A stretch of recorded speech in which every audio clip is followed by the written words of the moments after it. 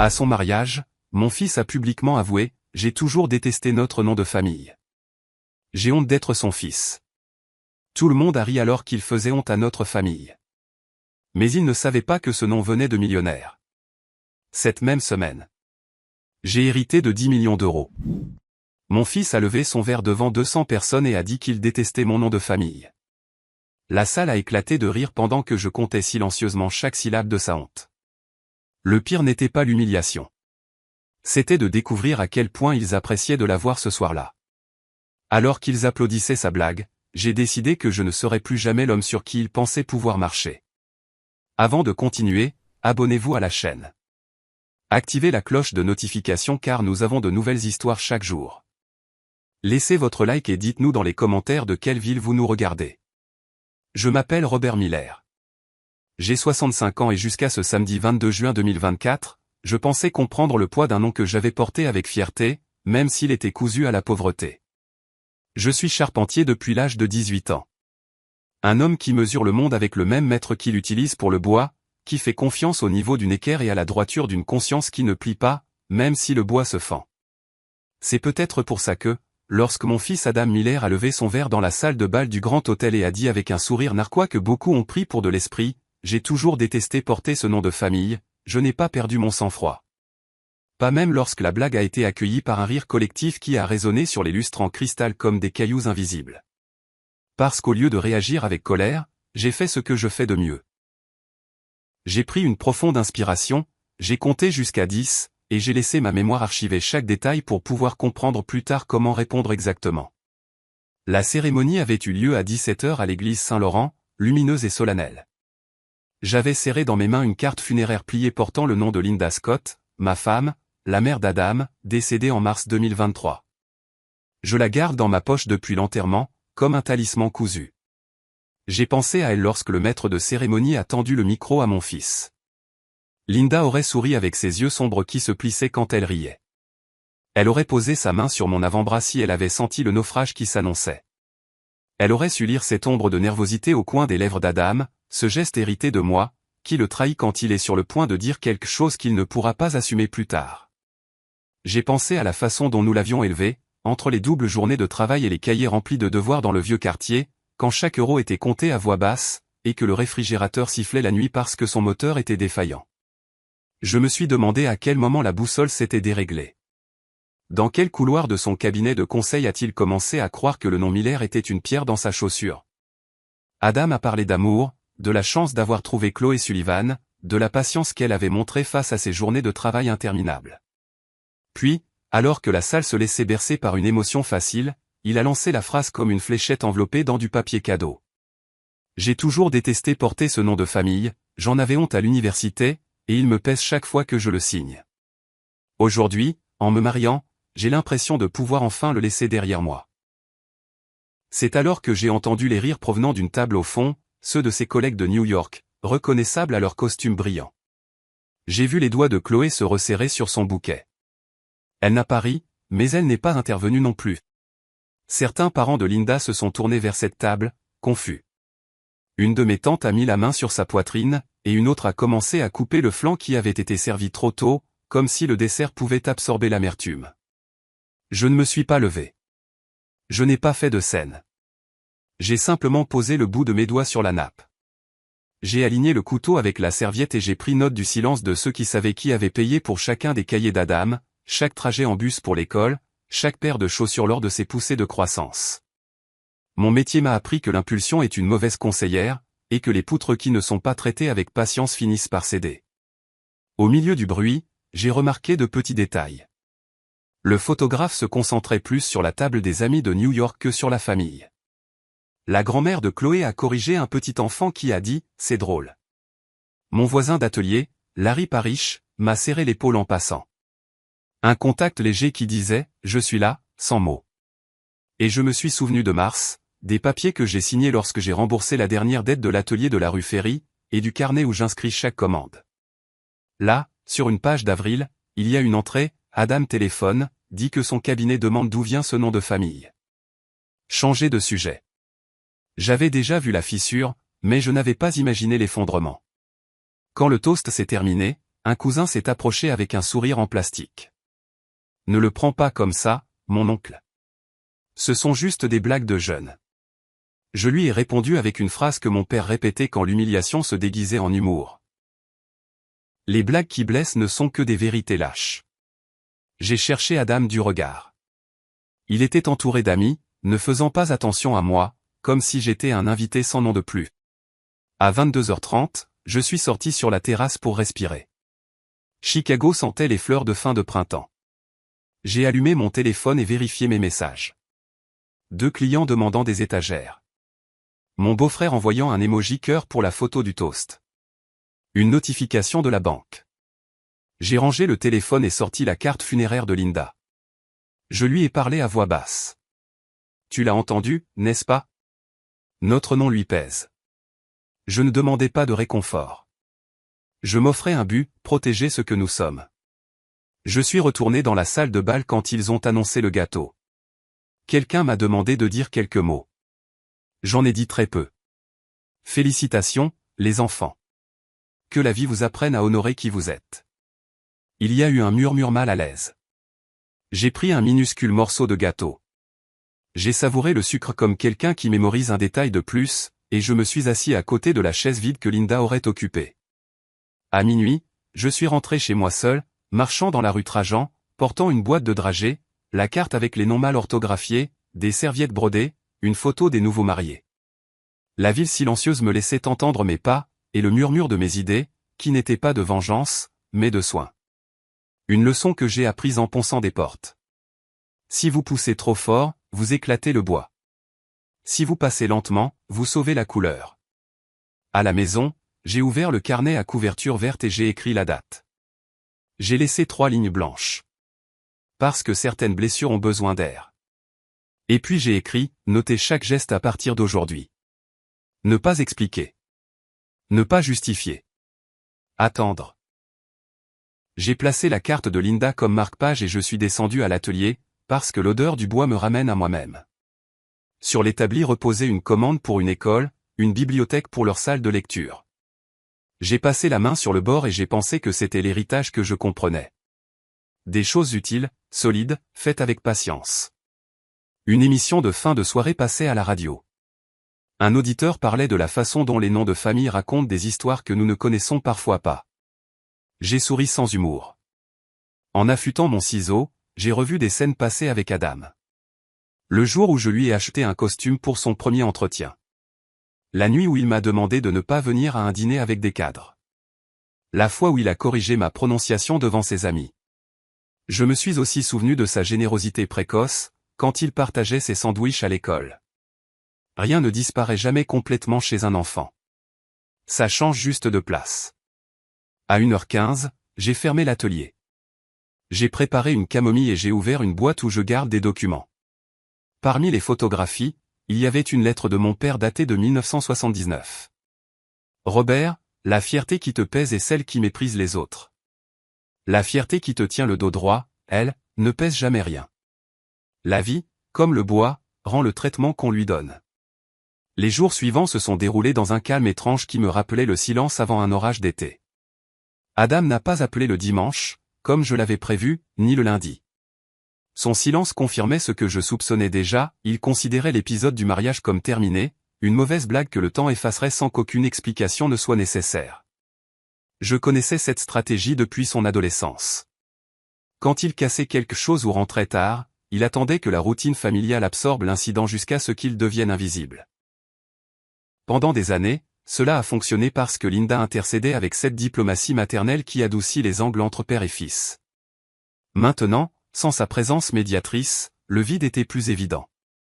Mardi, alors que je vernissais une table ronde pour un couple de personnes âgées du vieux quartier, j'ai entendu la voix de mon voisin, Thomas Warner, un postier à la retraite, derrière moi. « Robert, as-tu vu les nouvelles du mariage sur Instagram ?» J'ai posé le pinceau et je me suis retourné. Thomas tenait son téléphone avec une expression gênée, me montrant une photographie d'Adam et Chloé en train de trinquer. Un des commentaires, signé par un certain Michael Harris, disait « Enfin, libéré du nom de famille du charpentier. Maintenant, tu as l'air important. » Je me suis essuyé les mains sur mon tablier et je lui ai rendu le téléphone. Merci de me l'avoir dit, Thomas. Certaines choses sont bonnes à savoir. Il a hoché la tête avec la gravité de quelqu'un qui comprend que certaines douleurs n'ont pas besoin de mots. Cette nuit-là, j'ai ouvert mon profil de réseau social pour la première fois, pratiquement abandonné depuis la mort de Linda. La dernière photographie datait de février, elle souriait dans la cuisine, préparant des lentilles avec son tablier bleu du dimanche. Les commentaires de condoléances étaient toujours là, certains récents de personnes qui venaient de l'apprendre. J'ai navigué jusqu'au profil d'Adam avec la curiosité froide de quelqu'un qui examine un document technique. Sa biographie avait changé. Là où il était écrit, Adam Miller, consultant financier, il y avait maintenant, Adam Monsieur Scott, analyste principal. La transformation était subtile mais délibérée. Il avait relégué mon nom de famille à une initiale et promu celui de sa mère au rang de nom principal. J'ai vérifié ses publications de lune de miel à Santorin. Dans toutes, il était identifié comme Adam Scott, sans aucune trace du nom qu'il trouvait si gênant à porter. Je n'ai pas ressenti de colère. J'ai ressenti quelque chose de plus complexe. La tristesse d'un artisan qui regarde quelqu'un mépriser une pièce dans laquelle il a investi des décennies de travail. Parce qu'élever un enfant, c'est juste ça, un travail de précision où chaque geste cisèle le résultat final. Je me suis souvenu des après-midi d'hiver où Adam, à 8 ou 9 ans, s'asseyait à côté de mon établi et me demandait pourquoi le bois avait des veines différentes. Chaque arbre pousse en fonction des tempêtes qu'il affronte, lui expliquais-je. Les marques ne sont pas des défauts. C'est l'histoire de sa survie. Maintenant, 25 ans plus tard, il avait honte des veines qui avaient façonné son caractère. Mercredi, j'ai reçu un appel inattendu. C'était Chloé, la voix tendue. Robert, j'ai besoin de vous parler. C'est important. Nous nous sommes retrouvés cet après-midi-là dans un café tranquille du centre-ville. Elle est arrivée l'air inquiet, habillée plus simplement qu'à la cérémonie. Elle s'est excusée de ne pas avoir pris contact depuis le mariage, expliquant qu'Adam avait préféré éviter toute communication avec Chicago pendant qu'il s'adaptait à la vie à New York. Ce qu'elle m'a raconté a confirmé mes pires soupçons sur l'évolution du caractère de mon fils. Adam avait intensifié son obsession d'effacer les traces de son origine familiale, allant même jusqu'à inventer de fausses histoires sur son passé lorsqu'il interagissait avec des collègues importants. Il leur dit que son père était un ingénieur industriel à la retraite, qu'il a grandi dans un quartier résidentiel de Chicago, a révélé Chloé, visiblement mal à l'aise. Je lui ai demandé plusieurs fois d'arrêter ses mensonges, mais il dit que ce sont des ajustements narratifs nécessaires au réseautage professionnel. La froideur de cette expression m'a glacé le sang. Mon fils avait transformé le déni de mon existence en stratégie de marketing personnel. Mais il y a quelque chose de plus grave, a poursuivi Chloé. La semaine dernière, nous sommes allés à un dîner avec des cadres. L'un d'eux a mentionné qu'il avait vécu à Chicago et connaissait bien la ville. Il a commencé à poser à Adam des questions détaillées sur les quartiers, les écoles, des endroits spécifiques. Adam est devenu très nerveux et a inventé des réponses qui ne collaient pas. Le cadre a remarqué les incohérences mais n'a rien dit sur le moment. Cette situation avait créé une tension dans leur mariage, car Chloé craignait que les mensonges ne finissent par nuire à la carrière d'Adam. Pendant plus d'une heure, Chloé a avoué qu'elle se sentait prise au piège entre la loyauté envers son mari et le malaise que lui causaient ses stratégies d'ascension sociale. Je ne l'ai pas épousé pour son origine familiale, mais pour ce qu'il était quand je l'ai rencontré à Chicago. Maintenant, il semble être une autre personne, obsédé par l'idée d'impressionner des gens qui n'en valent peut-être pas la peine. Elle m'a dit qu'Adam avait commenté en privé qu'il se sentait piégé entre deux mondes, son enfance modeste et ses aspirations professionnelles. Il dit que son cabinet a des collègues qui viennent de familles avec des traditions commerciales, que lorsqu'il parle de leur père, il mentionne des diplômes universitaires, des voyages, des investissements. Il se sent inférieur. Le mot a résonné dans l'atelier comme un coup de marteau mal placé. Mon fils se sentait inférieur d'être mon fils. J'ai expliqué à Chloé que je n'avais aucun ressentiment envers Adam, mais que je ne pouvais pas non plus prétendre que ces mots ne m'avaient pas profondément blessé. Un nom de famille n'est pas juste une étiquette. C'est une responsabilité. Il représente ceux qui sont venus avant et engage ceux qui viendront après. S'il le considère comme un fardeau, il est peut-être temps qu'il apprenne à vivre sans. Chloé m'a regardé avec une expression inquiète. Que voulez-vous dire ? Je n'ai pas répondu directement. À la place, je lui ai raconté l'histoire d'un client qui m'avait commandé la restauration d'une table du XVIIIe siècle. Elle était pourrie, la peinture écaillée, apparemment inutile. J'ai travaillé pendant 3 mois pour lui rendre sa dignité. Quand je l'ai livrée, elle brillait comme neuve. 2 semaines plus tard, le client l'a vendue parce qu'il a décidé qu'elle ne correspondait pas à son nouveau décor. Chloé a compris la métaphore. Et qu'avez-vous fait? J'ai appris à être plus sélectif quant à qui je donne mon travail. Après son départ, j'ai ouvert le carnet à couverture verte et j'ai écrit un résumé de la conversation. Sa visite confirmait mes soupçons. Adam n'avait pas agi sur une impulsion au mariage. Il planifiait cette séparation symbolique de son origine depuis un certain temps. Je comprenais son dilemme, mais je ne le justifiais pas. Il y a des manières dignes de gravir l'échelle sociale sans faire exploser les fondations qui vous ont soutenu. Cette nuit-là, avant de me coucher, j'ai sorti d'un tiroir une enveloppe arrivée par la poste 2 jours plus tôt. Elle venait de Boston, d'un cabinet d'avocats. Je ne l'avais pas encore ouverte car quelque chose en moi me disait que son contenu changerait le cours de cette histoire familiale qui ne faisait que commencer à s'écrire. Jeudi, j'ai décidé d'ouvrir l'enveloppe de Boston. À l'intérieur se trouvait une lettre officielle du cabinet d'avocats Imné et Associés, signée par un certain Thomas Imné. Le contenu m'a laissé immobile pendant plusieurs minutes. Selon le document, j'étais le seul héritier légitime de M. Arthur Miller, décédé le 3 mai 2024 à Boston sans descendant direct. La succession comprenait des biens immobiliers, des investissements financiers et des parts d'entreprise évaluées à environ 10 millions d'euros. L'héritage était conditionné uniquement à la preuve de mon identité et de ma parenté avec le défunt, documentation que le cabinet s'engageait à gérer si j'exprimais mon intérêt à le réclamer. J'ai relu la lettre 3 fois pour m'assurer que je n'avais pas mal compris. Arthur Miller était le frère aîné de mon grand-père paternel, qui avait immigré dans le Massachusetts dans les années 1950 pour travailler dans la construction. Il avait fondé une société immobilière qui a prospéré pendant le boom touristique de Cape Cod, et il est mort célibataire sans enfant connu. Les avocats avaient mis des mois à localiser des héritiers légitimes portant le nom de Miller. J'étais le seul candidat qui remplissait les conditions légales établies dans le testament. L'ironie était si parfaite qu'elle en était presque cruelle.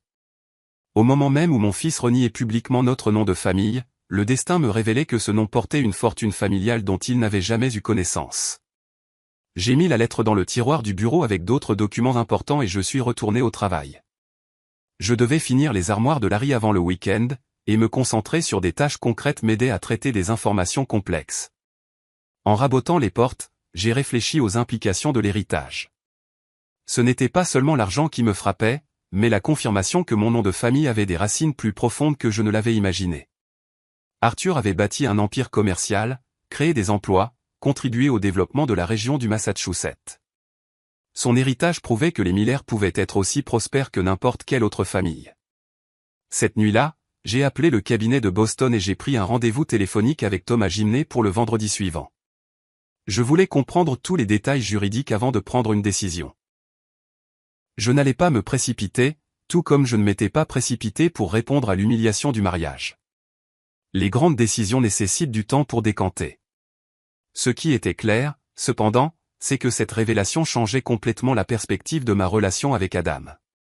Il avait rejeté un nom de famille, croyant qu'il le freinait.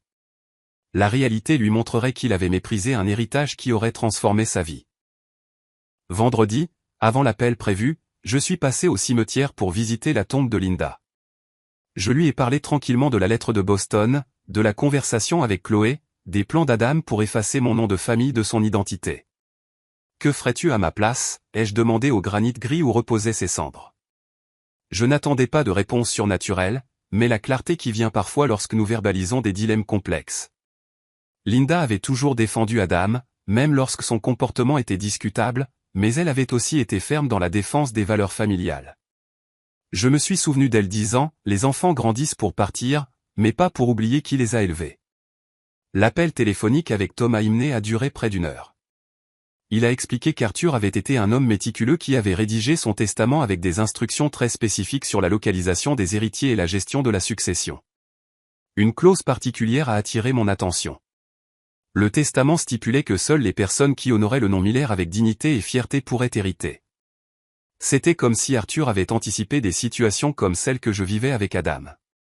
J'ai accepté de commencer le processus de réclamation de l'héritage, mais j'ai demandé une discrétion absolue jusqu'à ce que je décide comment procéder. Thomas m'a assuré d'une confidentialité totale. En tant que professionnel, il comprenait que les héritages familiaux génèrent souvent des tensions qui nécessitent une gestion prudente. Après avoir raccroché, je me suis assis sur le banc de l'atelier et j'ai regardé mes mains, tachées de vernis et marquées par des décennies de travail manuel. Ces mains avaient construit des meubles, réparé des maisons, soutenu ma famille dans les moments difficiles. Adam les avait vus travailler depuis son enfance. Mais maintenant, il avait honte de ce qu'elles représentaient. L'héritage d'Arthur m'offrait la chance de montrer que le nom Miller n'était pas synonyme de limitation, mais de capacité à générer de la richesse et du progrès.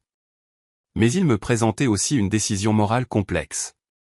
Devrais-je partager cette révélation avec un fils qui avait publiquement renoncé à sa part dans notre histoire familiale?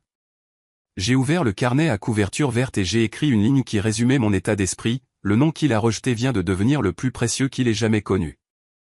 J'ai posé le stylo sur la table et je suis allé me promener dans le quartier. Les rues du vieux quartier étaient calmes à cette heure crépusculaire, avec des voisins arrosant les plantes sur leur terrasse et des enfants jouant sur la petite place près de l'église. C'était mon monde, authentique et simple, celui-là même qu'Adam jugeait insuffisant pour ses aspirations. En marchant, j'ai compris que l'héritage n'était pas seulement de l'argent. C'était une occasion d'enseigner la leçon la plus importante de ma paternité: la valeur d'un nom de famille ne se mesure pas au compte en banque qui l'accompagne, mais à l'intégrité de ceux qui le portent. Le week-end s'est déroulé dans un calme étrange, pas d'appel de New York, pas de message d'excuses, pas de tentative de réconciliation. Adam semblait avoir décidé que le silence était la meilleure stratégie pour laisser l'incident du mariage tomber dans l'oubli. Mais j'avais appris quelque chose de fondamental. Le temps n'efface pas les blessures. Il les transforme seulement en cicatrices. Et si Adam n'était pas prêt à apprendre cette leçon, il devrait vivre sans jamais savoir ce qu'il avait perdu en méprisant le nom qui venait de devenir la clé d'une fortune qui aurait satisfait toutes ses ambitions matérielles. La décision était prise. J'allais attendre. J'allais observer. Et quand le moment serait venu, je lui montrerais la vraie valeur de ce qu'il avait choisi de rejeter. La curiosité à propos d'Arthur s'est transformée en une enquête méthodique qui a rempli mes après-midi doux.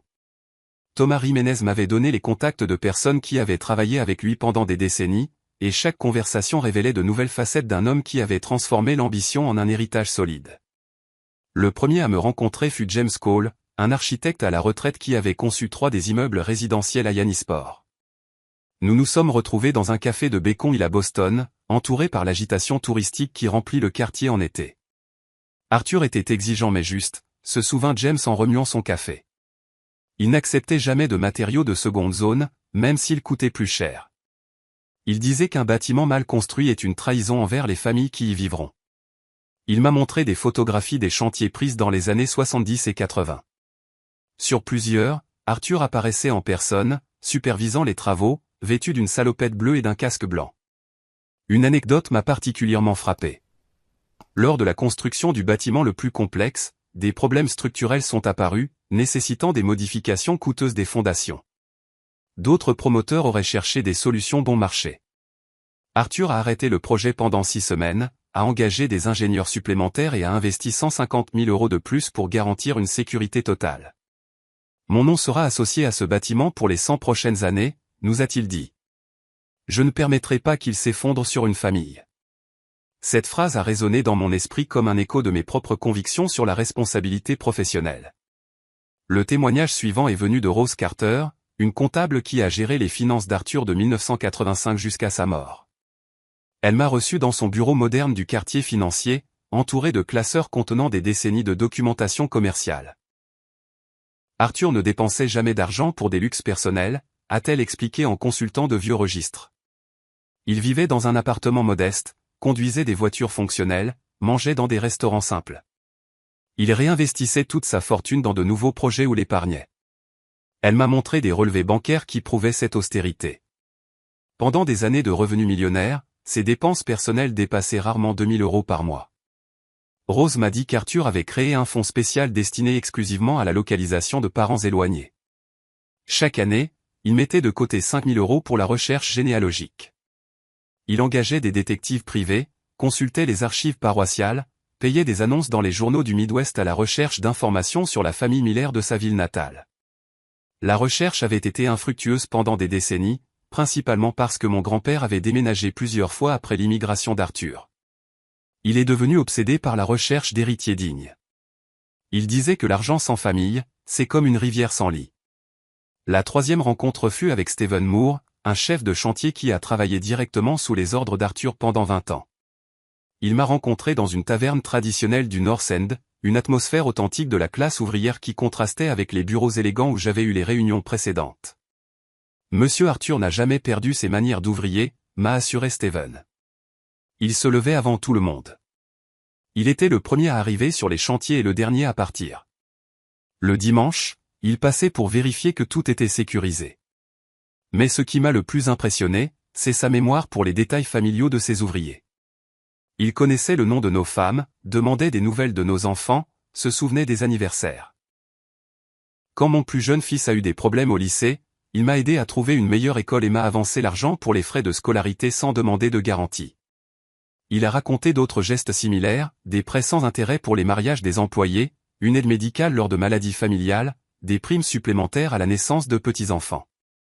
L'image qui se dégageait de ces témoignages dépeignait un homme qui avait maintenu ses valeurs essentielles malgré son succès économique. Arthur avait été l'antithèse d'Adam, fier de ses origines, fidèle à ses principes, engagé envers sa communauté.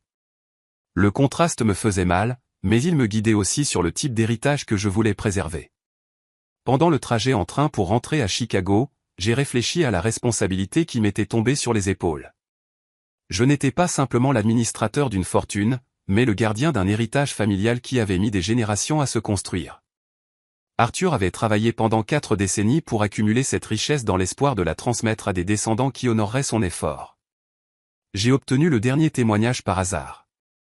À la South Station de Boston, en attendant le train express pour Chicago, j'ai reconnu un homme âgé lisant le journal sur un banc voisin. C'était Frank Miller, le cousin germain d'Arthur. Comme je l'ai appris plus tard, il avait appris la mort de mon grand-oncle par la presse locale. Il était le plus intelligent de la famille, m'a-t-il dit quand je me suis présenté. Il a toujours su qu'il devait quitter la ville pour réussir. Mais il n'a jamais oublié d'où il venait. Il m'écrivait de longues lettres, me parlant de ses projets. Il envoyait de l'argent quand les récoltes étaient mauvaises, demandait des nouvelles de tous les parents. Frank a expliqué que la branche de la famille d'Arthur s'était dispersée après la Grande Dépression, lorsque les difficultés économiques ont forcé de nombreux jeunes à immigrer. Nous avons perdu le contact parce qu'il n'y avait ni téléphone ni bonne route. Mais Arthur a toujours promis qu'il reviendrait quand il serait riche pour aider à reconstruire ce que nous avions perdu. De retour à Chicago, j'ai organisé toutes les informations collectées dans un dossier spécifique intitulé « Histoire de la famille, Arthur Miller ». J'ai inclus des photographies, des témoignages transcrits, des documents commerciaux et des généalogies approximatives. C'était une archive précieuse qui démontrait la trajectoire ascendante des Miller, de fermiers du Midwest à hommes d'affaires prospères, en maintenant toujours des valeurs de travail, d'honnêteté et d'intégrité personnelle. Cette documentation est devenue la base de ma prochaine décision stratégique. Je ne prévoyais pas de révéler immédiatement l'héritage à Adam, mais je voulais lui montrer que ses préjugés sur notre origine familiale manquaient de fondement historique. J'ai préparé une sélection de photographies d'Arthur sur ses chantiers, des articles de presse mentionnant ses projets réussis et des témoignages soulignant sa réputation commerciale. La tentation de le confronter directement était intense, mais j'y ai résisté pour des raisons tactiques. D'abord, je voulais vérifier s'il maintenait son attitude dédaigneuse envers notre nom, ou s'il montrait des signes de réflexion. Les décisions éducatives les plus efficaces nécessitent un timing précis, comme des coupes dans le bois qui doivent suivre la veine naturelle pour éviter de se fendre. Le plan comportait plusieurs phases séquentielles. Premièrement, l'observation silencieuse de l'évolution d'Adam. Deuxièmement, l'évaluation de son attitude envers moi et notre nom de famille. Troisièmement, une décision sur le fait qu'il méritait de connaître l'héritage ou s'il devait en être exclu de manière permanente. C'était un processus qui exigeait de la patience. Mais la pédagogie paternelle la plus profonde n'admet ni improvisation ni précipitation émotionnelle. Observer Adam à distance est devenu un exercice de patience qui a mis mon sang-froid à l'épreuve. En septembre, grâce à ses publications sur les réseaux sociaux, j'ai pu suivre l'évolution de sa nouvelle vie de marié à New York. Les photographies montraient des dîners dans des restaurants élégants, des visites de galeries d'art, des escapades de week-end dans des villes européennes. Sur toutes les images, il était identifié comme Adam Scott, consolidant son abandon systématique du nom de famille de son père. Ses amis commentaient les publications avec des phrases comme « Tu es devenu si élégant » ou « On ne dirait même plus le même gars de Chicago ». Des observations qu'il recevait comme des compliments. La transformation était évidente. Il avait réussi à se réinventer en tant que professionnel sophistiqué qu'il avait toujours aspiré à être. Ce qui m'a le plus frappé, c'est l'absence totale de référence à sa famille d'origine. Pas une seule mention de Linda à l'anniversaire de son décès, pas un souvenir nostalgique de Chicago, pas même de photographie d'enfance qui pourrait humaniser sa nouvelle image publique. C'était comme s'il avait décidé que sa vie avait commencé lorsqu'il avait obtenu le poste à New York et épousé Chloé. Un après-midi de fin septembre, alors que je réparais une vitrine ancienne pour un client du vieux quartier, j'ai reçu la visite inattendue de Paula Scott, la sœur aînée de Linda. Nous ne nous étions pas vus depuis des mois, depuis les funérailles, et sa présence à l'atelier m'a agréablement surpris. Elle est arrivée avec un sac de pâtisserie d'une boulangerie du centre-ville. « Robert, je suis venu voir comment tu vas. Les voisins disent que tu as été très silencieux ces derniers temps. » Elle s'est installée dans le fauteuil en osier que Linda occupait lorsqu'elle descendait à l'atelier les après-midi d'hiver. Paula avait entendu des rumeurs sur le comportement d'Adam au mariage, bien que personne ne lui ait raconté tous les détails. Une cousine de Chloé a mentionné qu'il y avait eu des tensions pendant le toast. Est-il vrai qu'Adam a dit quelque chose d'inapproprié sur la famille? Je n'étais pas surpris que la nouvelle ait circulé. Chicago est une ville où les nouvelles familiales voyagent plus vite que le métro aérien. J'ai expliqué ce qui s'était passé sans dramatiser, avec la même neutralité que j'utiliserais pour décrire un problème technique sur un meuble. Paula a écouté en silence, fronçant progressivement les sourcils à mesure qu'elle comprenait l'ampleur de l'offense. Linda aurait été terriblement bouleversée, a-t-elle murmuré à la fin. Elle a toujours défendu Adam, même quand il montrait ses airs de grandeur qu'il avait pris à New York. Mais ça. Elle a secoué la tête en signe de désapprobation. Il y a des limites à ne pas franchir, peu importe à quel point on est ambitieux. Au cours de notre conversation, une information pertinente est apparue que je ne connaissais pas. Paula gardait un contact sporadique avec une ancienne collègue de Linda, Kathleen, qui vivait maintenant à New York près du quartier où résidaient Adam et Chloé. Kathleen les a vus plusieurs fois au supermarché. Elle dit qu'Adam semble être une personne différente. Des vêtements chers, des manières étudiées, un accent plus neutre. Et que comptes-tu faire, m'a demandé Paula directement. Tu ne peux pas rester les bras croisés après un tel manque de respect. C'était la question que je me posais chaque nuit avant de m'endormir. Je lui ai répondu honnêtement. J'attends le bon moment pour lui donner une leçon qu'il n'oubliera pas. Mais ce doit être quelque chose de définitif, pas une réprimande temporaire qu'il peut ignorer.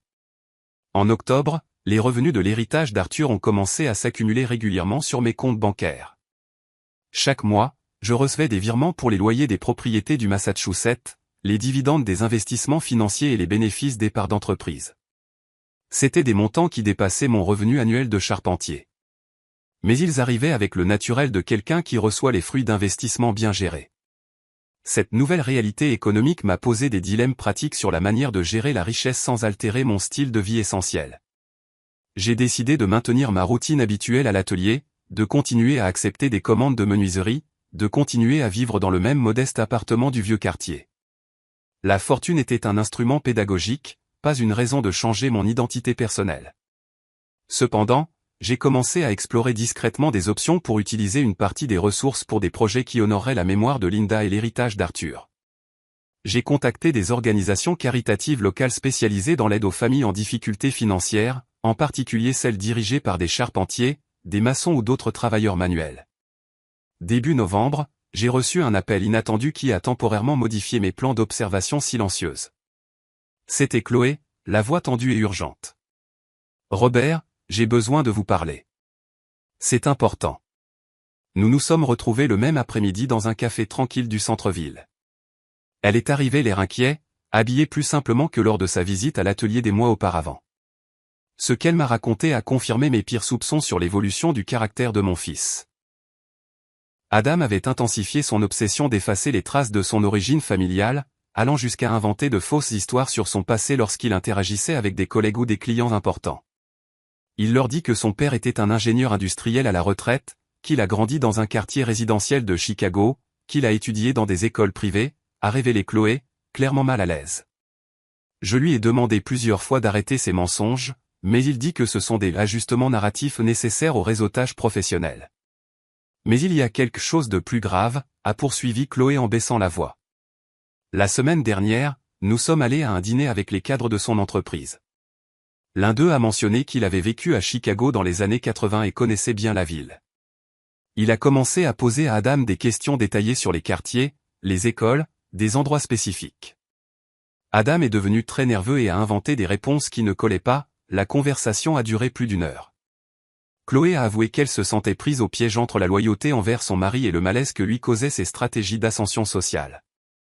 Je ne l'ai pas épousé pour son origine familiale, mais pour ce qu'il était quand je l'ai rencontré à Chicago. Maintenant, il semble être une autre personne, obsédé par l'idée d'impressionner des gens qui n'en valent peut-être pas la peine. En nous quittant, Chloé m'a demandé de ne pas révéler à Adam le contenu de notre conversation. Je voulais juste que vous sachiez qu'il y a quelqu'un à New York qui n'approuve pas ce qu'il fait. Linda ne méritait pas que son fils aille jusqu'à ces extrêmes. Ces mots m'ont profondément ému car ils confirmaient que les valeurs familiales avaient encore des défenseurs. De retour à la maison, j'ai mis à jour mes notes dans le carnet à couverture verte avec les informations fournies par Chloé. Le comportement d'Adam avait évolué de la simple honte familiale à la falsification systématique de son histoire personnelle. Il ne reniait pas seulement son nom de famille, il avait commencé à nier mon existence dans le cadre de sa stratégie de réinvention sociale. L'héritage d'Arthur prenait maintenant une dimension presque poétique. Mon fils mentait sur son origine pour impressionner des supérieurs qui valorisaient le statut familial, tout en ignorant qu'il avait un accès légitime à une fortune qui aurait satisfait toutes ses ambitions matérielles. L'ironie était parfaite. En méprisant le nom Miller, il avait automatiquement perdu le droit de bénéficier de la richesse que ce même nom avait générée. Cette nuit-là, avant de me coucher, j'ai sorti la photographie jaunie que Frank m'avait montrée, un jeune Arthur posant avec ses frères à côté de la maison familiale. Je l'ai étudié attentivement, cherchant des ressemblances familiales, imaginant les conversations qu'ils auraient pu avoir sur l'avenir.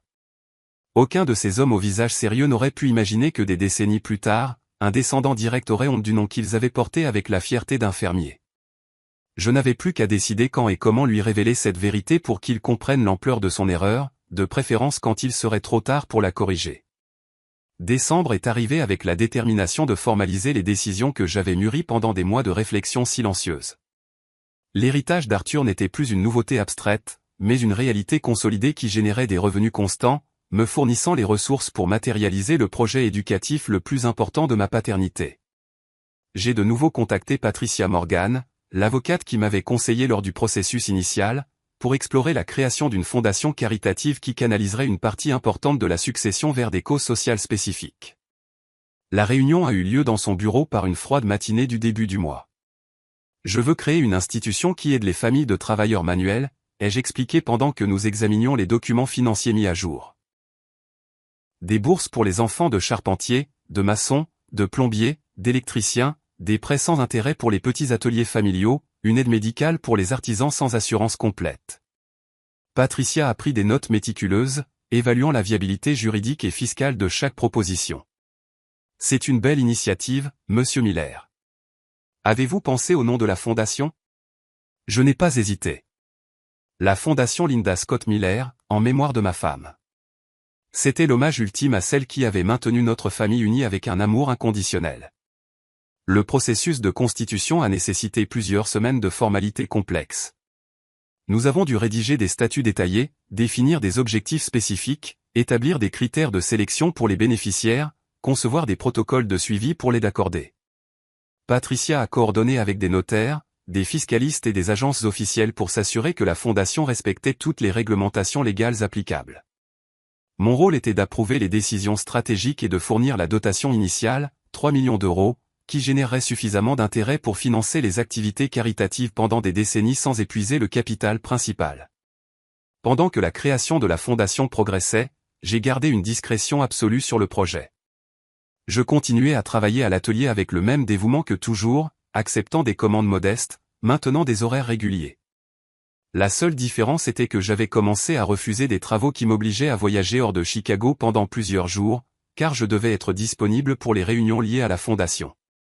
En janvier 2025, la fondation Linda Scott Miller a reçu l'autorisation officielle de commencer ses activités.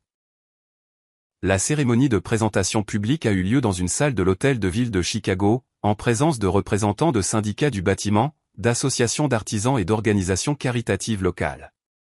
J'ai prononcé un bref discours soulignant l'engagement de la Fondation à dignifier le travail manuel et à soutenir les familles qui, comme la mienne, avaient pendant des décennies bâti la ville avec un effort honnête.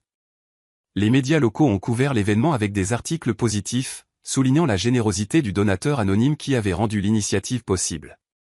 L'impact médiatique a été plus important que prévu. Le Chicago Chronicle a publié un reportage détaillé sur la fondation, incluant des photographies de la présentation où j'apparaissais remettant symboliquement la première bourse à la fille d'un plombier à la retraite. WGN News a diffusé une interview de 5 minutes dans le journal régional. Quelqu'un qui valorise grandement le travail des artisans a décidé de consacrer une partie de son patrimoine à aider des familles comme la nôtre, ai-je déclaré aux caméras. L'ironie de ces mots me procurait une satisfaction privée. Je décrivais Arthur sans mentir tout en omettant des informations cruciales.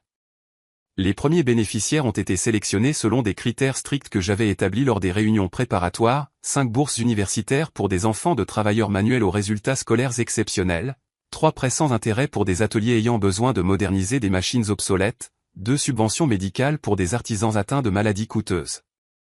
L'écho médiatique de la Fondation a atteint New York via les réseaux sociaux et les journaux numériques. Un après-midi de février, j'ai reçu un appel que j'anticipais depuis des semaines. C'était Adam, la voix confuse et légèrement agitée. « Papa, j'ai vu des nouvelles sur une fondation à Chicago qui aide des gens comme nous. Tu es au courant ?» Sa façon de formuler la question révélait le malaise que tout sujet lié à notre statut social lui causait. J'ai répondu avec un naturel étudié. « Oui, c'est une initiative intéressante. Il semble qu'il y ait des gens généreux qui valorisent le travail des artisans. Sais-tu qui la finance ?» a insisté Adam. Les journaux disent que c'est un donateur anonyme, mais ce doit être quelqu'un de très riche. 3 millions d'euros, ce n'est pas une somme que n'importe qui peut donner. Le chiffre avait attiré son attention, ce qui était logique pour quelqu'un d'obsédé par l'argent et le statut social. Je n'en ai aucune idée, ai-je menti délibérément. Je suppose qu'il y a des gens riches qui se souviennent d'où ils viennent et veulent aider les familles qui traversent des difficultés similaires. Le silence qui a suivi a été long et inconfortable.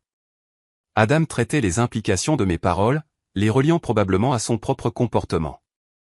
Au cours des jours suivants, Adam m'a envoyé plusieurs messages WhatsApp demandant des détails sur la fondation.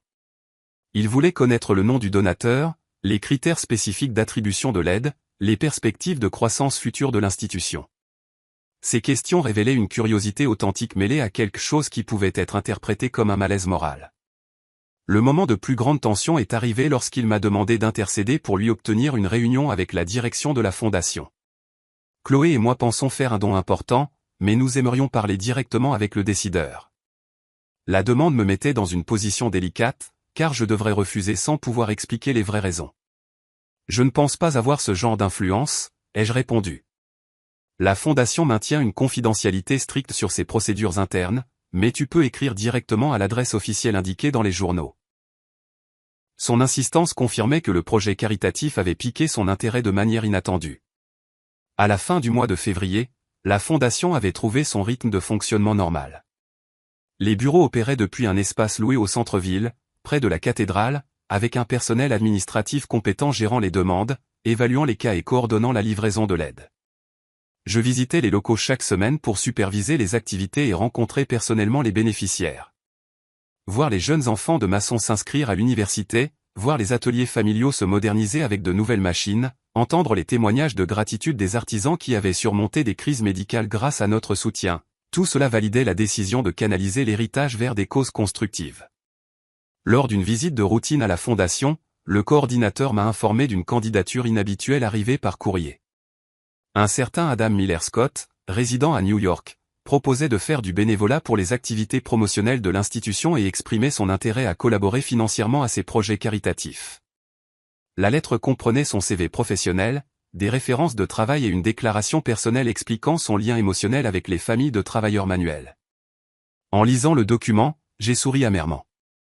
Mon fils avait temporairement retrouvé le nom Miller pour se présenter à une fondation qu'il admirait, mais il continuait d'utiliser le nom Scott dans sa vie professionnelle quotidienne. Cette nuit-là, j'ai écrit une entrée dans le carnet à couverture verte qui résumait mes sentiments. Adam veut faire partie d'une institution financée avec l'argent du nom qu'il a rejeté. L'ironie est parfaite, mais il ne le sait pas encore. Il est temps de compléter son éducation. L'appel est arrivé un jour de mars, exactement à 11 heures du matin, alors que je finissais de vernir une table de salle à manger pour des clients de la banlieue. C'était Adam, mais sa voix semblait différente, moins assurée, avec une note de vulnérabilité que je n'avais pas entendue depuis son adolescence. « Papa, j'ai besoin de te demander quelque chose d'important », a-t-il commencé après les salutations formelles habituelles. Chloé et moi traversons quelques difficultés financières temporaires. Je me demandais si tu pouvais nous aider avec un petit prêt, quelque chose comme 5 000 €. Je te rembourserai en 6 mois, avec intérêt. Le moment que j'anticipais depuis des mois était arrivé plus tôt que prévu. J'ai posé le pinceau dans le pot et je me suis assis sur le tabouret que j'utilise pour les travaux de précision. Quel genre de difficulté, ai-je demandé du ton neutre que j'avais perfectionné pendant cette longue crise familiale. Adam a pris un moment pour répondre, comme s'il choisissait soigneusement ses mots. L'entreprise restructure certains départements. Mon poste est sûr, mais ils ont coupé les primes trimestrielles que nous attendions. Et Chloé veut changer de travail, trouver quelque chose de plus stable, mais cela signifie une période sans revenu de sa part. J'ai écouté toute son explication sans l'interrompre. Il a parlé de dépenses imprévues pour l'appartement, de mensualités de prêts bancaires devenues plus lourdes, de la nécessité de maintenir un certain niveau de vie pour ses engagements professionnels à New York. Il n'a pas mentionné directement les dîners coûteux ou les voyages de week-end, mais il était clair que le style de vie sophistiqué qu'il avait adopté avait des coûts financiers que ses revenus réels ne pouvaient pas supporter confortablement. Je comprends la situation, ai-je répondu quand il a terminé. Mais j'ai une question. Pourquoi viens-tu me voir? Si je comprends bien, tu préfères garder tes distances avec tes origines familiales. Je ne voudrais pas que demander de l'aide à ton père, le charpentier, compromette ton image professionnelle. Le silence qui a suivi a été si long que je me suis demandé si l'appel avait été coupé. Quand il a finalement parlé, sa voix était plus profonde. « Papa, je sais que j'ai dit des choses inappropriées au mariage. J'étais nerveux. J'avais trop bu. Ce n'était pas mon intention de t'offenser. » L'excuse était partielle et insuffisante, mais elle révélait qu'il avait réfléchi à l'incident. Cependant, il n'a rien mentionné des mensonges ultérieurs dont Chloé m'avait parlé, ni du changement de nom systématique sur ses profils professionnels et personnels. Adam, ai-je dit, avec la fermeté que j'avais apprise au cours de décennies d'éducation d'un fils, les mots ont des conséquences. Ils ne peuvent pas être effacés avec des excuses de convenance lorsqu'un besoin financier se présente. Mais tu es mon père, a-t-il insisté avec une note de désespoir qui me semblait familière. C'était le même ton qu'il utilisait enfant quand il voulait que Linda intercède pour adoucir mes décisions disciplinaires. Les familles s'entraident. Indépendamment des différents temporaires qui peuvent survenir. Son choix de mots a attiré mon attention. Il avait transformé l'humiliation publique de notre nom en « différents temporaires », un euphémisme qui minimisait la gravité de son comportement. Il était clair qu'il ne saisissait toujours pas pleinement la dimension de l'offense. J'ai expliqué que mon refus n'était pas motivé par un ressentiment personnel, mais par des principes éducatifs. Un homme qui a honte de son nom de famille doit être capable de construire son avenir sans dépendre de la personne qui porte ce nom. Si tu considères le nom Miller comme un fardeau social, la chose logique est de rejeter également le soutien financier d'un Miller. Mon argument était implacable mais juste. Je ne pouvais pas le laisser utiliser sélectivement notre relation familiale, la méprisant en public quand cela convenait à ses ambitions sociales, mais s'y tournant en privé quand il avait besoin d'argent. Ce n'est pas si simple, a protesté Adam. Je travaille dans un environnement très compétitif où l'image de la famille influence les opportunités professionnelles. C'est une question pratique, pas personnelle. Sa réponse confirmait qu'il ne reconnaissait toujours pas l'erreur fondamentale de sa perspective. C'est précisément pour ça que ma réponse est non, lui ai-je dit. Si ton succès professionnel nécessite de nier mon existence, tu ne peux pas t'attendre à mon aide lorsque ce succès faiblit. La conversation s'est poursuivie pendant encore 15 minutes, Adam alternant entre les supplications, les promesses d'un changement d'attitude et les tentatives de négocier les conditions du prêt. Il proposait des intérêts plus élevés, des délais de remboursement plus courts, des garanties supplémentaires. Mais j'ai maintenu ma position avec la fermeté que j'avais développée au cours des mois de préparation à ce moment. Finalement, quand il a réalisé que mon refus était définitif, son ton a changé pour quelque chose de plus proche de l'indignation. Je ne comprends pas ton attitude, papa. Après tout ce que j'ai fait pour toi quand maman était malade, quand j'ai dû venir de New York pour aider avec les médecins et les formalités administratives de l'hôpital. La référence à Linda m'a fait mal, mais elle a aussi renforcé ma résolution. Adam avait rempli les devoirs de base d'un fils pendant la maladie de sa mère, mais cela ne lui accordait pas une licence perpétuelle pour humilier sa mémoire en méprisant le nom qu'elle avait fièrement porté pendant 30 ans de mariage. Ta mère t'aurait aidé sans hésiter, ai-je reconnu. Mais ta mère n'aurait pas non plus toléré que tu renies son nom en public pour impressionner des étrangers. Linda Scott est devenue Linda Scott Miller quand elle m'a épousé, et elle était fière de ce nom jusqu'au jour de sa mort. Adam a tenté un dernier recours. Si tu ne le fais pas pour moi, fais-le pour Chloé. Elle n'est pour rien dans tout ça, et elle traverse une période difficile avec le changement de travail. C'était une manœuvre intelligente. Il connaissait mon point faible pour sa femme. C'est précisément parce que j'estime Chloé, ai-je répondu, que je pense qu'il est important qu'elle apprenne quel genre d'homme elle a choisi comme mari. Les leçons de caractère ne peuvent pas être reportées indéfiniment. Quand il a raccroché, après un au revoir tendu et formel, je suis resté immobile dans l'atelier pendant plusieurs minutes. La conversation avait été émotionnellement épuisante, mais aussi libératrice. J'avais maintenu la fermeté nécessaire sans recourir à des reproches disproportionnés ou à des attaques personnelles blessantes. Cet après-midi-là, j'ai travaillé avec une intensité renouvelée dans l'atelier, canalisant la tension émotionnelle dans des tâches nécessitant une concentration technique. Le travail manuel m'avait toujours servi de thérapie pour traiter des situations émotionnelles complexes. Chaque mouvement du papier de verre, chaque passage du rabot, chaque tour de tournevis me calmait progressivement jusqu'à ce que je retrouve mon équilibre intérieur. Pendant mon dîner solitaire habituel, j'ai réfléchi aux prochaines étapes de cette crise familiale, qui avait évolué exactement comme je l'avais prévu. Adam avait épuisé la première option de réconciliation superficielle basée sur des excuses partielles et des besoins financiers immédiats. Son prochain mouvement serait probablement plus désespéré. L'héritage d'Arthur continuait de générer des revenus réguliers, s'accumulant sur des comptes bancaires, tandis que je maintenais ma vie modeste habituelle. Chaque virement mensuel me rappelait l'ironie centrale de cette situation, mon fils demandait à emprunter 5 000 € à quelqu'un qui en possédait plus de 10 millions, précisément parce qu'il avait méprisé le nom qui lui aurait donné accès à cette fortune. Son éducation sentimentale était sur le point de s'achever avec des révélations qui transformeraient à jamais sa compréhension de la valeur réelle des noms de famille. Le changement a commencé une semaine après l'appel téléphonique manqué. Pour la première fois depuis des mois, Adam a commencé à publier un contenu différent sur ses réseaux sociaux. Une photographie du vieux quartier est apparue, prise d'un point en hauteur, avec la légende « Chicago sera toujours ma vraie maison », même si la vie m'a emmené loin.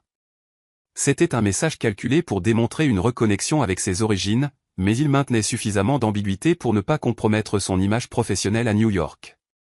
Quelques jours plus tard, il a posté une vieille photo de Linda dans sa cuisine avec la légende « Les lentilles de ma mère me manquent ». Il y a des saveurs qui ne peuvent tout simplement pas être remplacées. La stratégie d'Adam incluait également des tentatives indirectes de rapprochement par des tiers. Larry a mentionné qu'il avait reçu un appel de New York lui demandant des nouvelles de ma santé et de ma situation financière générale. Votre fils semblait inquiet. Il a dit qu'il avait remarqué que vous étiez plus silencieux que d'habitude ces derniers temps. Paula Scott m'a également informé d'un contact similaire. Adam avait appelé pour demander si j'avais besoin d'aide pour des rendez-vous médicaux ou des démarches administratives liées à mon statut de veuf. Il explorait clairement des moyens alternatifs pour évaluer ma volonté d'une éventuelle réconciliation, mais sans s'engager dans des approches directes. La manœuvre la plus sophistiquée est venue par l'intermédiaire de Chloé, qui m'a envoyé un message WhatsApp demandant une conversation téléphonique privée. Robert, j'aimerais vous parler d'Adam. Mais sans qu'il le sache. Je pense qu'il y a des choses importantes que vous devriez savoir. J'ai accepté immédiatement, car j'avais toujours apprécié son honnêteté. Il est très contrarié par votre refus, a commencé Chloé sans détour. Pas seulement à cause de l'argent, mais à cause de ce que cela représente. Je pense que pour la première fois, il commence à vraiment comprendre les conséquences de ce qu'il a dit au mariage. Elle m'a dit qu'Adam avait passé des nuits blanches, regardant de vieilles photos de famille qu'il gardait sur son téléphone. Chloé a également révélé que la situation financière était plus complexe que ce qu'Adam avait admis lors de notre conversation. Nous avons accumulé des dépenses excessives en essayant de maintenir un niveau de vie que nous ne pouvons vraiment pas nous permettre. Des dîners coûteux pour impressionner les clients, des vêtements de marque pour les événements professionnels, des voyages de week-end pour entretenir l'image du succès. Mais il y a quelque chose de plus important, a poursuivi Chloé. Il a commencé à parler de la possibilité de revenir à Chicago. Il dit que New York s'avère plus stressant que ce à quoi il s'attendait. Que la tranquillité du Midwest lui manque. Qu'il a peut-être fait une erreur en s'éloignant si loin de la famille. Honnêtement, cela me rendrait heureuse, a admis Chloé quand je lui ai demandé son avis. Je ne me suis jamais senti complètement à l'aise à New York. Les gens sont plus superficiels. Les relations sociales sont plus calculées. Tout tourne autour du travail et de l'argent. À Chicago, nous avions de vrais amis, une vie sociale plus détendue, un meilleur équilibre. Au cours de la conversation, un détail particulièrement pertinent est apparu. Chloé m'a dit qu'Adam avait commencé à faire des recherches discrètes sur la fondation Linda Scott Miller, essayant d'identifier le donateur anonyme qui l'avait financé. Il est obsédé par cette histoire. Il dit que ce doit être quelqu'un qui connaissait votre femme. Peut-être un de vos anciens clients qui est devenu riche. Avez-vous envisagé de lui dire la vérité sur votre situation financière, m'a demandé Chloé directement. La question m'a pris au dépourvu, car je n'étais pas sûr de ce qu'elle avait déduit de mes véritables circonstances. Robert, je sais qu'il y a eu des changements importants dans votre vie au cours des derniers mois. Les voisins en parlent. J'ai expliqué que j'avais reçu un petit héritage d'un parent éloigné, suffisant pour améliorer ma situation, mais pas pour résoudre les problèmes financiers des autres. C'était une vérité partielle, satisfaisant sa curiosité sans révéler d'informations qui pourraient prématurément parvenir aux oreilles d'Adam. C'est précisément pour ça que je suis discret à ce sujet, ai-je expliqué. Si Adam savait que j'avais des ressources financières, son approche envers moi serait motivée par un intérêt matériel, et non par une reconnaissance sincère de ses erreurs. Je préfère que toute réconciliation vienne d'une réflexion authentique. À la fin de la conversation, Chloé m'a demandé de reconsidérer mon attitude envers Adam, arguant qu'il montrait des signes authentiques de remords et de réflexion. Je ne vous demande pas de lui donner de l'argent, mais peut-être pourriez-vous lui offrir un signe que la relation peut être réparée s'il démontre de réels changements dans son comportement. Dites-lui que je suis prêt à reconstruire notre relation quand il prouvera qu'il valorise vraiment le nom Miller, et pas seulement quand il a besoin de l'aide d'un Miller, ai-je répondu. Cette nuit-là, après la conversation avec Chloé, j'ai pris une décision que je reportais depuis des semaines. Il était temps d'accélérer le processus éducatif, de créer une situation qui forcerait Adam à confronter directement les contradictions de son comportement. J'ai contacté Patricia Morgan pour discuter de l'organisation d'un événement public pour la fondation qui générerait une couverture médiatique importante.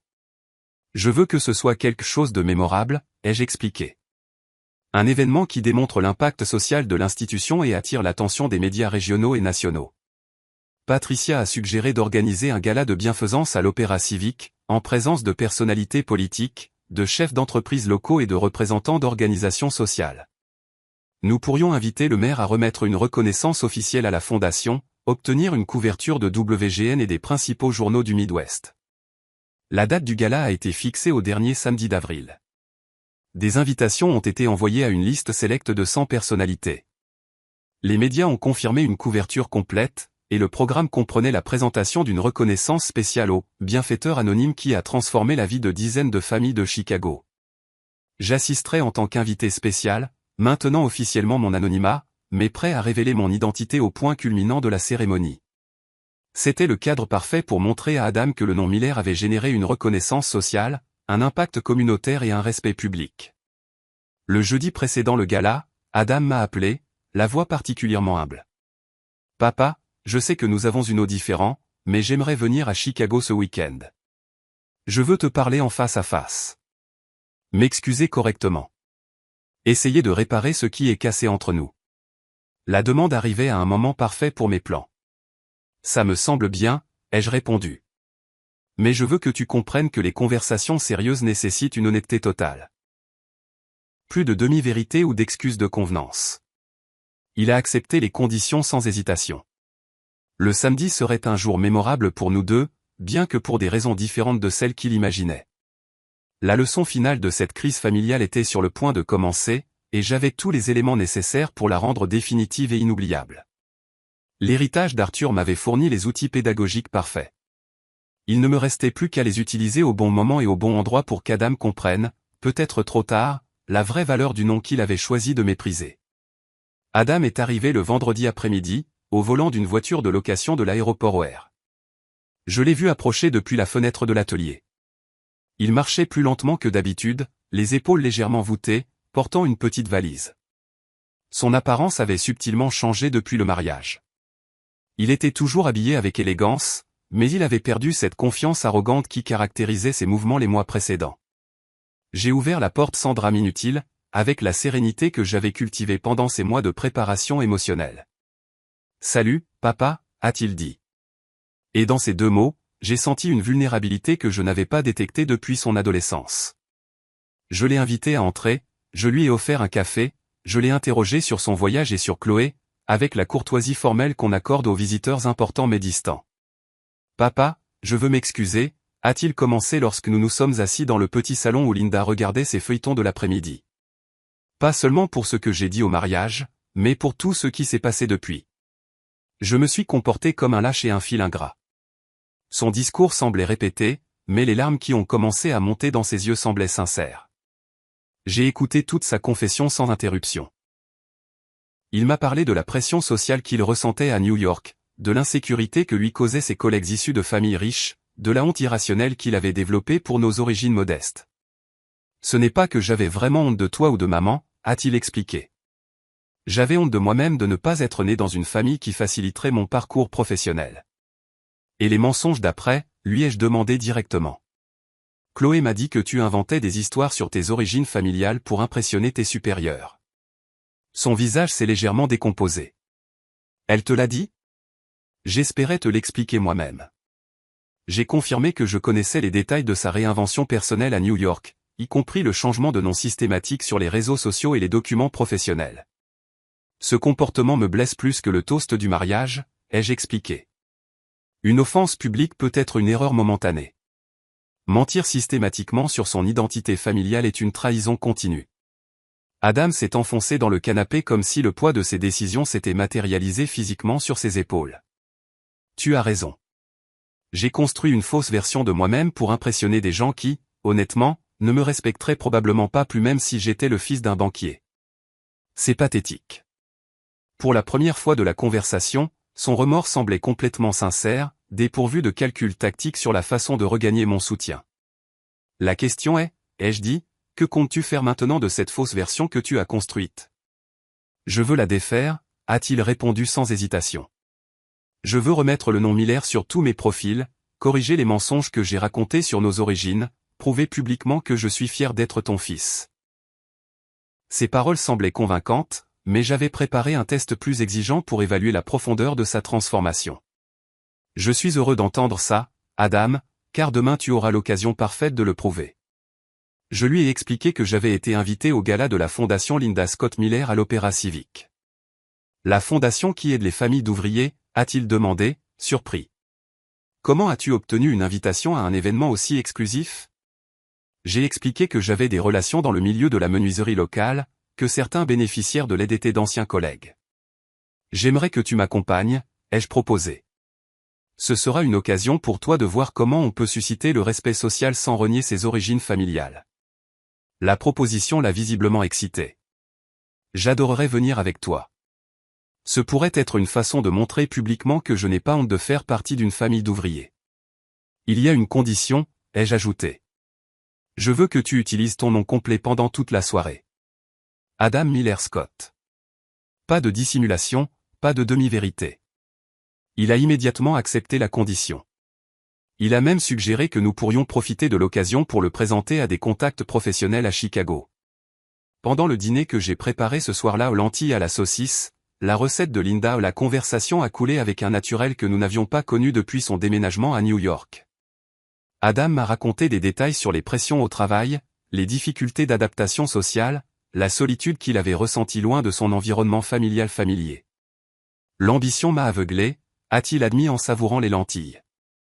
Je pensais que le succès professionnel compenserait n'importe quel sacrifice personnel.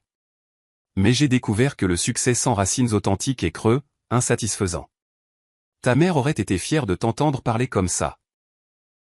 Ai-je dit, et j'ai vu ses yeux s'embuer à nouveau. Après le dîner, nous avons sorti les albums de photos de famille que nous avions rangés après les funérailles de Linda. Adam a regardé les photos avec une attention renouvelée, comme s'il les voyait pour la première fois. Une photographie particulière a attiré son attention. C'était de sa remise de diplôme universitaire. Linda et moi l'encadrant, lui tenant le diplôme avec une expression fière. « Sais-tu ce qui me fait le plus mal dans cette photo ?» a-t-il demandé. « C'est que vous étiez tous les deux plus fiers de ma réussite que moi. » Je pensais déjà à la prochaine étape, à impressionner de futurs employeurs. Vous étiez juste heureux de me voir réussir. C'est l'amour inconditionnel, ai-je expliqué. Les parents célèbrent les succès de leurs enfants sans attendre de reconnaissance. Mais quand ces enfants grandissent et nous rejettent pour impressionner des étrangers, la douleur est proportionnelle à l'amour investi. Adam a hoché la tête avec une expression grave. Je comprends maintenant pourquoi ma demande d'argent t'a autant contrarié. Ce n'était pas seulement le prêt. C'était l'hypocrisie de vous mépriser en public et de me tourner vers vous en privé quand ça m'arrangeait. Le samedi s'est levé clair, avec cette lumière dorée du printemps du Midwest qui fait ressembler Chicago à une carte postale. Pendant le petit déjeuner, Adam m'a posé des questions sur le gala. Quel genre de personne y serait? Si je connaissais personnellement le donateur anonyme de la fondation. J'ai répondu avec des informations générales, cachant soigneusement les détails qui transformeraient la soirée en une révélation dévastatrice. Je te demande juste de garder l'esprit ouvert, les jeux prévenus. Certaines choses que tu découvriras ce soir pourraient te surprendre. En milieu d'après-midi, nous avons commencé à nous préparer pour le gala. Adam s'est habillé d'un élégant costume sombre, d'une chemise blanche impeccable, d'une cravate sobre. J'ai choisi mon meilleur costume, le même que j'avais porté pour mon mariage avec Linda 30 ans plus tôt. Avant de partir pour l'opéra civique, je suis passé à l'atelier pour prendre une enveloppe que j'avais préparée les semaines précédentes.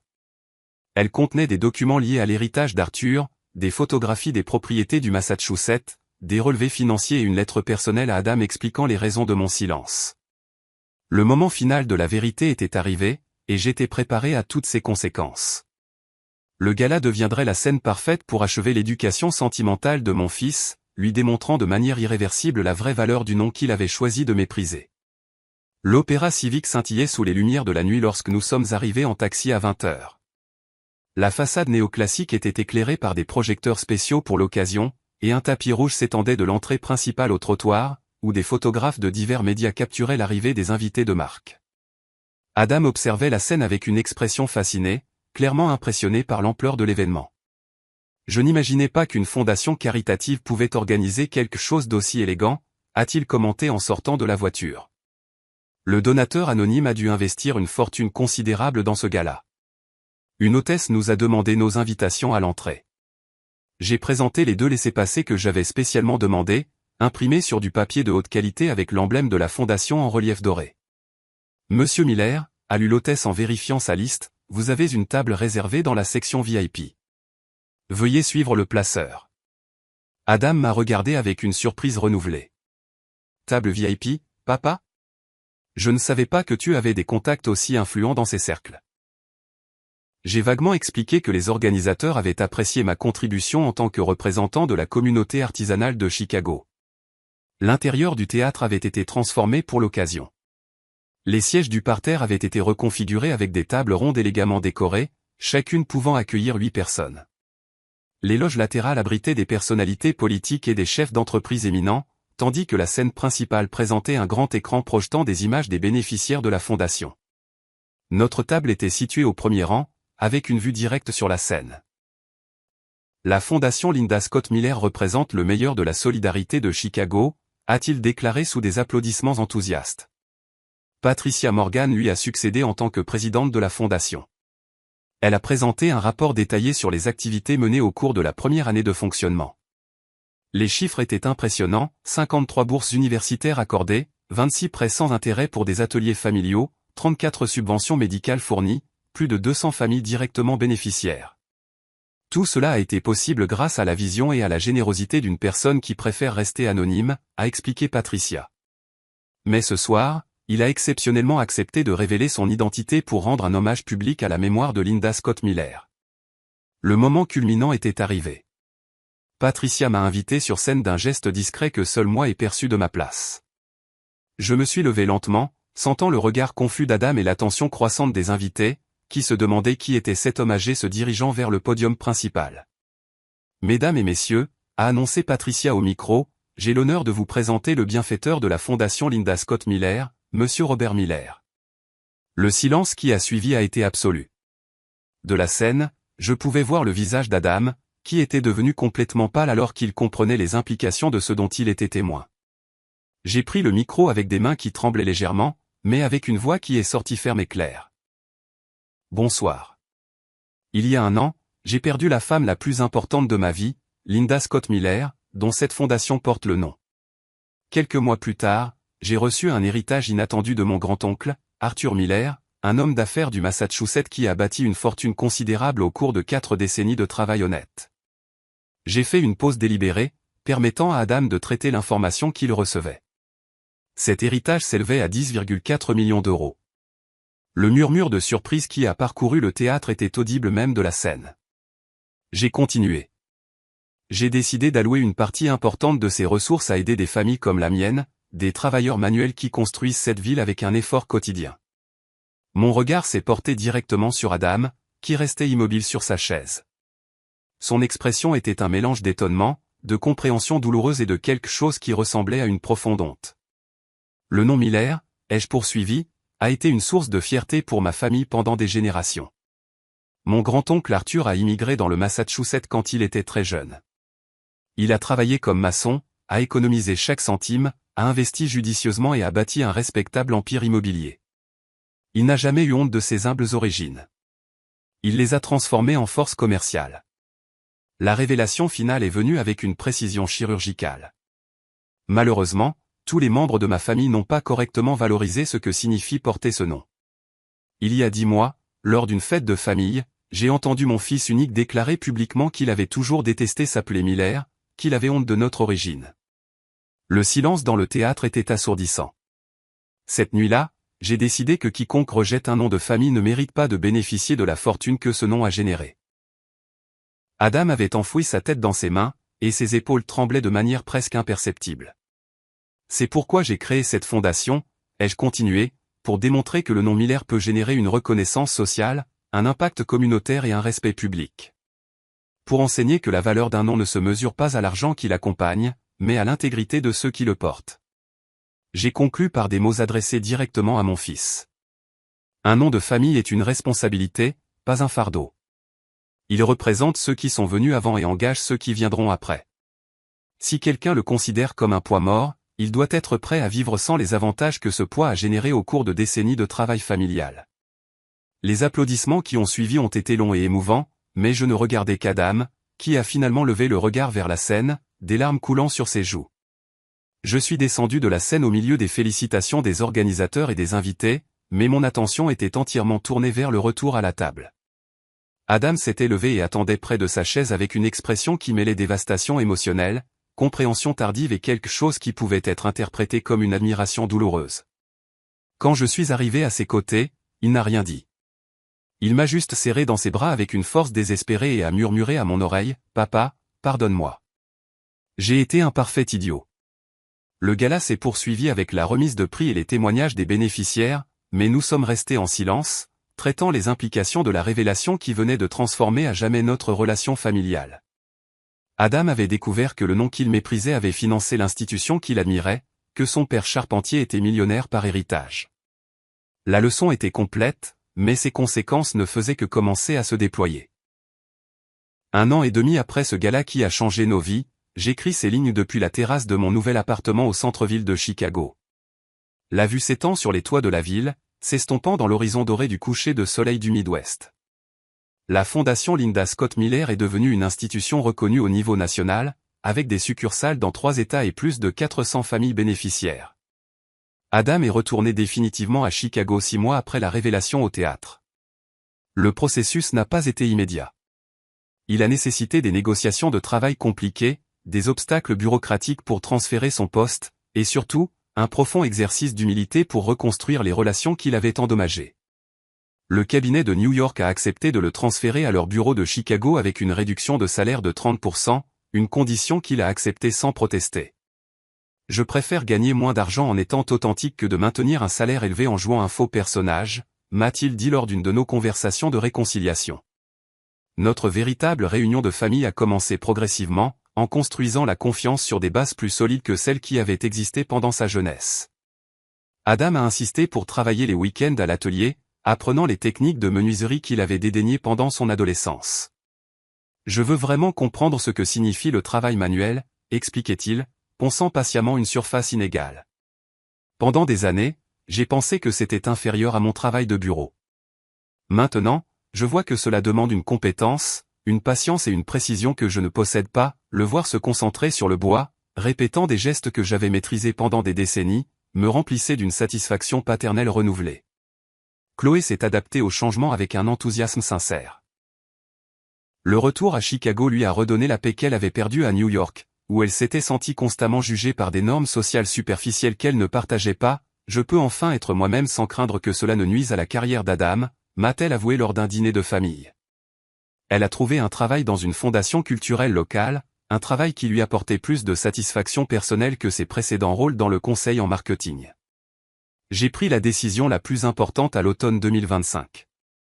Après des mois d'observation de la transformation authentique d'Adam, j'ai décidé de l'intégrer progressivement à la gestion de l'héritage familial, non pas comme un cadeau immérité, mais comme une reconnaissance de sa croissance personnelle et de son engagement démontré envers les valeurs qui avaient bâti la fortune d'Arthur. Il a commencé par faire du bénévolat à la fondation, apprenant à connaître les cas individuels, participant aux évaluations des demandes, comprenant de l'intérieur l'impact social de la richesse qu'il avait autrefois méprisée. Son expertise financière s'est avérée précieuse pour optimiser les investissements qui soutenaient les activités caritatives. « Papa, j'ai besoin de te demander quelque chose d'important », a-t-il dit un après-midi alors que nous examinions ensemble les comptes annuels de la fondation. « Pourras-tu un jour me pardonner complètement pour ce que j'ai fait, ou y aura-t-il toujours une cicatrice entre nous ?» Sa question m'a ému par sa vulnérable honnêteté. « Adam, ai-je répondu, le pardon n'efface pas les blessures, mais il leur permet de guérir correctement. Ce qui compte, ce n'est pas d'oublier le passé, mais de construire un avenir où ces erreurs ont servi un but positif. » Au printemps, lorsque la fondation a célébré son 2e anniversaire, Adam a prononcé un discours public qui m'a rempli de fierté paternelle. Il y a 2 ans. A-t-il déclaré aux médias, je croyais que le succès signifiait échapper à mes origines, nier l'histoire familiale qui m'avait façonné. J'ai appris de la manière la plus dure possible que le vrai succès signifie honorer d'où l'on vient tout en construisant vers où l'on va. Chloé et Adam ont annoncé en été qu'ils attendaient leur premier enfant. La nouvelle m'a profondément ému, non seulement à la perspective de devenir grand-père, mais parce qu'elle représentait la continuité familiale, reconstruite sur des valeurs solides. Nous voulons que notre fils grandisse en connaissant l'histoire complète de la famille Miller, m'ont-ils dit. Ils ont décidé de le nommer Arthur, en l'honneur du grand-oncle dont l'héritage avait transformé nos vies. L'atelier de menuiserie continue de fonctionner, bien que maintenant plus comme une passion personnelle qu'une nécessité financière.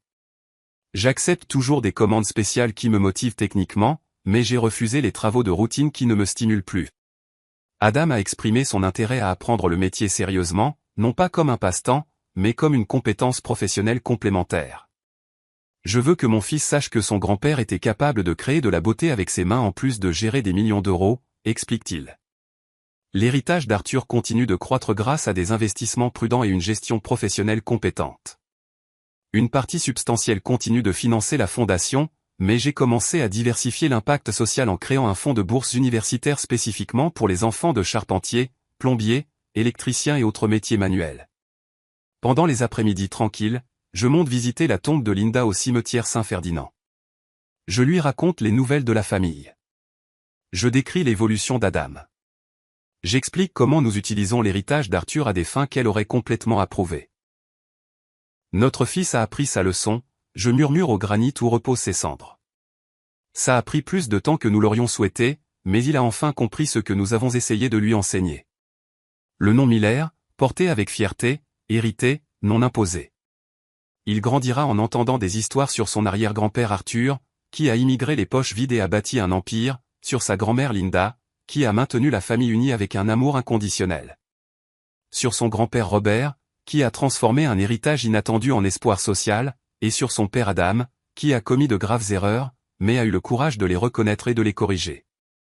Cette histoire a commencé par une humiliation publique et s'est terminée par une réconciliation privée. Mais sa vraie valeur réside dans les leçons intermédiaires. J'ai appris que l'amour paternel le plus profond n'est pas toujours le plus permissif, que certaines leçons nécessitent du temps et de la distance pour être efficaces, qu'une éducation patiente peut générer des transformations plus durables que des confrontations immédiates. Adam a appris qu'échapper à ses origines familiales est impossible et contre-productif, que l'authenticité personnelle est plus précieuse que l'approbation sociale artificielle, que les noms de famille chargés d'histoire sont des privilèges à honorer, pas des fardeaux à abandonner. Quand je tiens le carnet à couverture verte où j'ai documenté chaque étape de cette crise, je ressens une profonde satisfaction d'avoir maintenu la fermeté nécessaire sans perdre la compassion essentielle. Les pages racontent l'histoire d'un père qui a choisi d'enseigner au lieu de punir, qui a utilisé des ressources inattendues pour créer des leçons mémorables, qui a transformé un héritage matériel en une éducation sentimentale. Le nom Miller se poursuivra pour les générations futures, porté par des descendants qui connaîtront son histoire complète, les gloires et les hontes, les triomphes et les erreurs, les héritages reçus et les responsabilités assumées. Linda serait fière de ce résultat, et Arthur aurait approuvé l'usage que nous avons fait de sa fortune. Nous, les Miller, avons enfin appris à honorer notre nom. Si vous avez aimé cette histoire, mettez un like à la vidéo, abonnez-vous à la chaîne et partagez vos réflexions dans les commentaires.